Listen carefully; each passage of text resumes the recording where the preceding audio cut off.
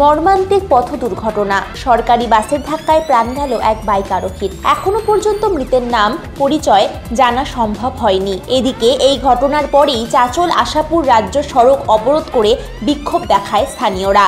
ইট দিয়ে ভেঙে ফেলা হলো সরকারি বাস। পুলিশ ও ট্রাফিক বিভাগের বিরুদ্ধে উদাসীনতার অভিযোগ তুলে পুলিশকে ঘিরে বিক্ষোভ। মালদা থেকে বিশ্বজিৎ মণ্ডলের রিপোর্ট। রাইটও দেখছি সামান্য প্রশাসনের প্রথম যে ড্রাইভার গাড়ি চালাচ্ছিল উনি কি ড্রাইভারের লাইসেন্স পাস করেছিল, না গাড়ি যে একটা ট্রেনিং থাকে সে ট্রেনিংটা নিয়েছিল, না মদ্যপানে অবস্থায় ছিল, না চোখে কম দেখছিল। একটা মানুষ যদি এক সাইডে দাঁড়িয়ে তেল যদি ভরে রং সাইডে ও এসে কি করে ঠুকে গেল, গাড়িটা চাপা কি করে দিয়ে গেল? তাহলে কি ইচ্ছাকৃতভাবে মারা গেছে?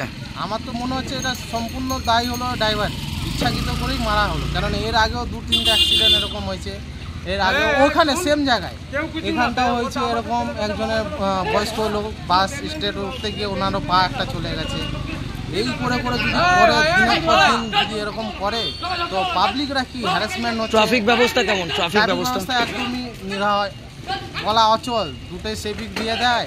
ওরা একজন ওইদিকে থাকে, একজন এইদিকে থাকে, কাউকেও দেখা যায় না ঠিক মতন।